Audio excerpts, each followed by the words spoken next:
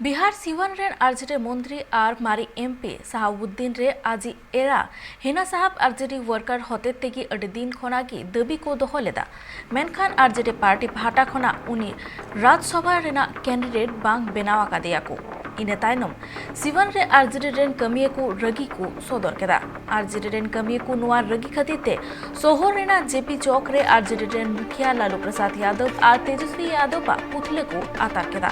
नुआ पुतले आतार कमी हरा रे होनत रेन आरएचपी रेन कमिये को सेटलेना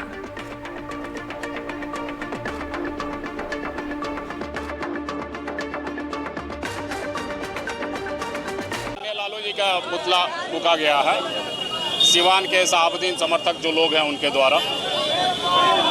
और फूकने का मेन रीज़न यही है कि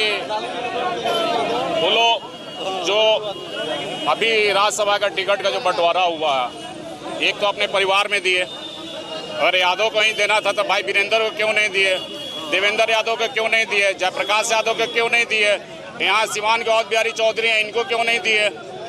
यादव में देना है तो यादव को दीजिए, परिवार से क्यों दे रहे हैं। ये लोग कार्यकर्ता नहीं है, ये लोग क्या पार्टी के लिए जान नहीं दे रहे हैं, ये लोग पार्टी के लिए मेहनत नहीं कर रहे हैं। मेहनत क्या मिसाई कर रही हैं, तेजस्वी कर रहे हैं, तेज प्रताप कर रहे हैं, राबड़ी देवी भी कर रही हैं, और कोई नहीं कर रहा है क्या पार्टी में। इन लोग का पार्टी को पारिवारिक पार्टी बना कर रख दिए हैं, कहीं आरजेडी नहीं है। दूसरा एक सीट था वो कॉर्पोरेट में बेचे, क्या इनको मेडिकल वाले लोग ही पसंद हैं, बाकी आम कार्यकर्ता पसंद नहीं है। ठीक क्या समझना कि साहबुद्दीन मर गए तो इसके बाद उनका वजूद खत्म हो गया। राज्यसभा का टिकट आरजेडी पारिवारिक पार्टी के सीने पे लास्ट किल है।